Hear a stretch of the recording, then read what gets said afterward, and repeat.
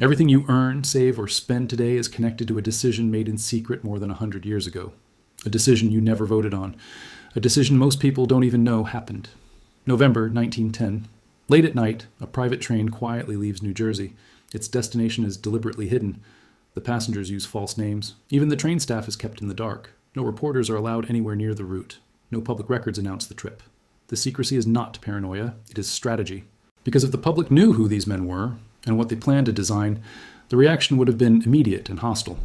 The train is heading to Jekyll Island, a small, privately owned island off the coast of Georgia. At the time, it is one of the most exclusive locations in America, owned by the wealthiest families in the country, closed to outsiders, closed to journalists, closed to ordinary citizens. Inside a private lodge, 7 powerful figures gather: senior bankers, financial strategists, political insiders.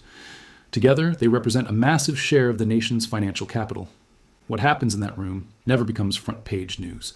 There are no televised debates, no public hearings, no national vote. Yet the framework drafted during those meetings quietly reshapes the global financial system for more than a century. That framework eventually becomes the Federal Reserve System. From this moment onward, the US dollar begins a transformation. It stops being just a national currency. It starts evolving into something far more powerful, a tool capable of shaping governments, economies, and global behavior. And like every dominant monetary system before it, the dollar's rise follows a familiar pattern: trust, expansion, dependence, and then strain. Today, the dollar is often described as strong, but strength and stability are not the same thing.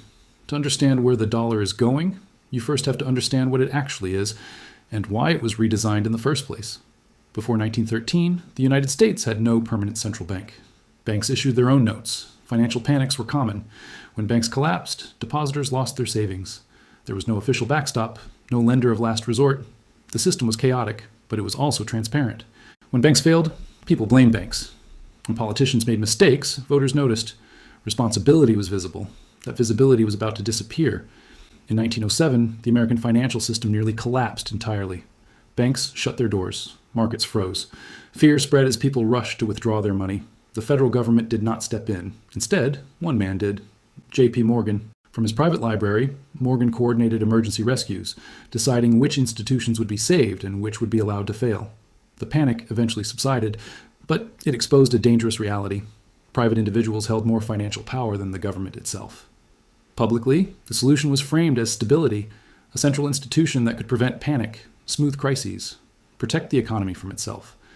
Privately, the objective was more precise: control. The Federal Reserve was designed as a hybrid system, not fully government-owned, not fully private. Regional banks owned by member institutions, a central board appointed through political channels, deliberate independence from direct congressional oversight.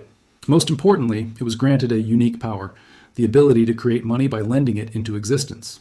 From this point forward, money was no longer primarily earned into circulation. It was borrowed into circulation. That single shift changes everything. When the Federal Reserve Act passed in 1913, many members of Congress were absent. The vote occurred during the holiday season when public attention was elsewhere and resistance was minimal. From that moment on, money creation moved away from elected officials and into a system insulated from voters. At first, this system does not dominate the world. That comes later. World War I devastates Europe. Economies collapse. Nations borrow heavily to rebuild. The United States emerges as the world's primary creditor, and global debt increasingly becomes denominated in US dollars. Power shifts quietly. Then World War II magnifies that shift on a global scale.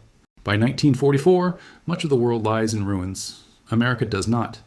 At Bretton Woods, 44 nations agree to a new financial order. The dollar will be backed by gold. Other currencies will be tied to the dollar.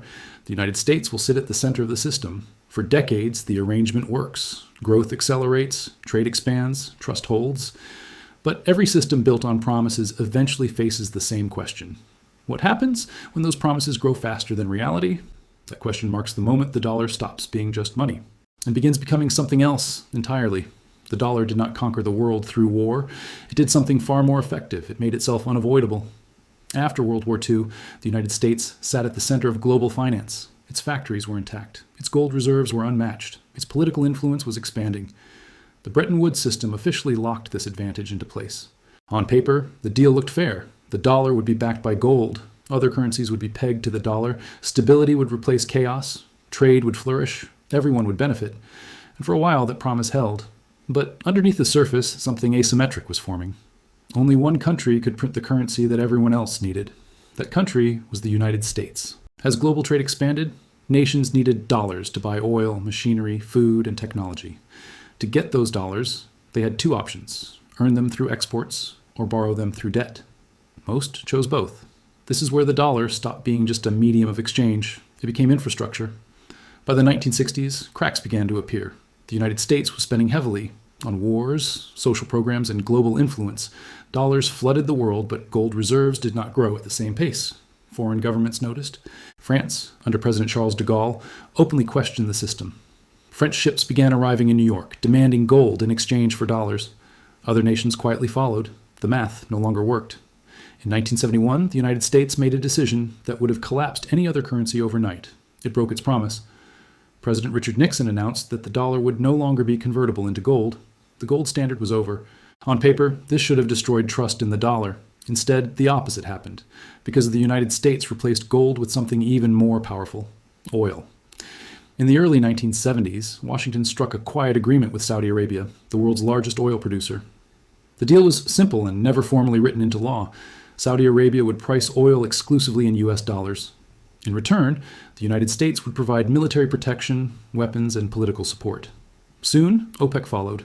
From that moment on, every country that needed energy, which meant every industrial economy, needed dollars. Not because they trusted the US, but because they had no alternative.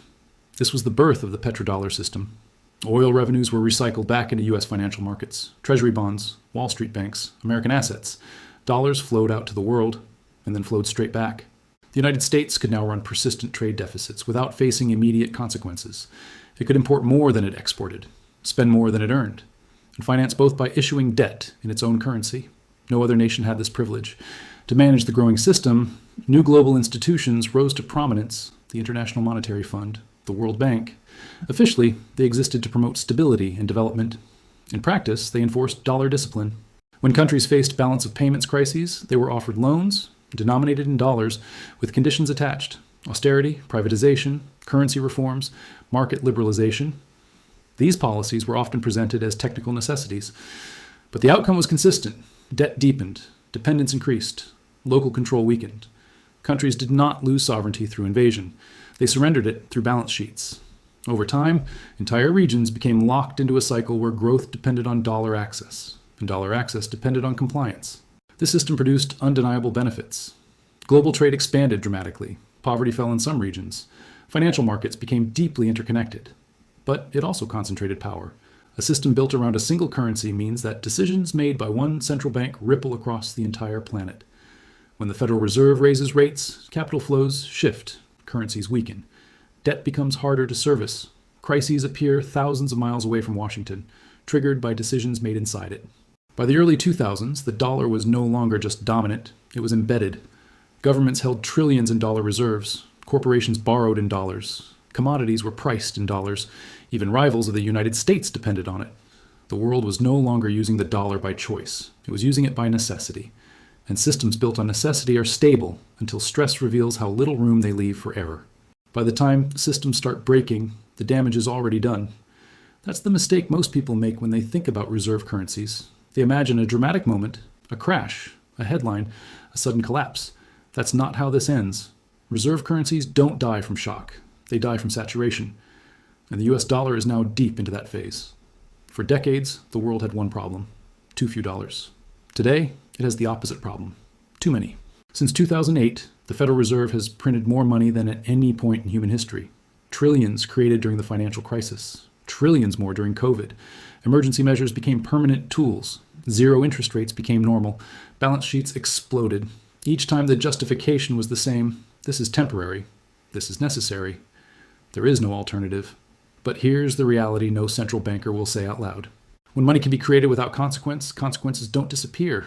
They move. Inflation doesn't vanish. It migrates. Asset prices inflate. Housing becomes unreachable. Stocks detach from reality. Wealth concentrates at the top. Debt piles up everywhere else. Inside the US, this shows up as inequality, political instability, and permanent deficits. Outside the US, it shows up as something far more dangerous: loss of trust. Because foreign governments don't experience dollar inflation as policy. They experience it as dilution. They worked. They produced real goods. They ran trade surpluses. And in return, they accumulated claims on a currency that was being endlessly expanded by decisions they had no vote in. That arrangement was tolerated when the system felt stable. It becomes unacceptable when it feels abusive. This is where sanctions changed everything. For decades, dollar dominance was sold as neutral infrastructure, a system anyone could use. Then reserves were frozen, accounts were seized, payment rails were shut off, and the illusion shattered. Because if access to the dollar system depends on political alignment, then the dollar is no longer money, it's leverage. And leverage only works once. After that, everyone looks for exits. This is why de-dollarization isn't loud. It isn't ideological. It isn't a rebellion. It's risk management. Countries aren't dumping the dollar because they hate America. They're reducing exposure because they don't trust the system to stay neutral. China isn't trying to replace the dollar tomorrow. It's trying to make sure it doesn't depend on it. Russia isn't building alternatives because it wants chaos. It's doing it because it learned what happens when dependence is weaponized. Saudi Arabia isn't abandoning the dollar. It's diversifying because even allies hedge. This is the critical point most commentary misses. The dollar doesn't need to collapse to lose power. It only needs competition. And competition is exactly what's emerging. More bilateral trade, more local currency settlements, more gold, more parallel payment systems. None of these individually threaten the dollar. Together, they erode its monopoly. And monopoly, not strength, is what made the dollar special. Once that monopoly fades, the privilege fades with it. And that's where the real consequences begin. Not in global markets first, but at home. Reserve currency status allowed the United States to postpone reality, to consume more than it produced, to borrow cheaply forever, to fund wars, welfare, and bailouts without immediate sacrifice. When that privilege weakens, the adjustment isn't ideological. It's mathematical. Imports cost more. Interest rates stay higher for longer. Deficits hurt instead of being ignored. Debt servicing competes with everything else. This doesn't mean America collapses. It means America normalizes. And normalization feels like decline when you're used to privilege. History is brutally consistent here. Disappear, it adjusted, painfully. Living standards recalibrated. Global influence shrank. Reality returned. The same process applies to every reserve currency empire. Not because they're evil, not because they're incompetent, but because no system gets infinite advantage. The dollar's story isn't ending in disaster, it's ending in limits. And limits are something this system was never designed to handle. The Federal Reserve was built to manage crises, not discipline. Politicians were incentivized to promise, not restrain. Voters were shielded from costs, not prepared for trade-offs. That's why the final stage isn't collapse, it's denial. More debt to avoid pain. More spending to delay adjustment. More monetary expansion to keep the system upright. And each delay makes the eventual adjustment sharper. This is where we are now, not at the end of the dollar, but past the point where the old rules apply. The hidden deal that made the dollar king, central banking, war financing, oil pricing, and global dependency, worked for a century. But no deal lasts forever, especially when one side bears the cost. The world is quietly rewriting the terms, not with speeches, not with announcements, but with alternatives. And history tells us exactly how this ends. Not with a bang, but with replacement. A slower system, a messier system, a multipolar system where no one country gets infinite privilege, and every choice has consequences. That world is less comfortable, but it's more honest, and whether it arrives in 10 years or 30, the direction is already set. The era of consequence-free money is ending. Every empire reaches this moment, and the dollar's century, while not over, is no longer unquestioned. If you want to understand money, power, and the systems shaping your future, not as headlines, but as history, then this channel is for you. Subscribe.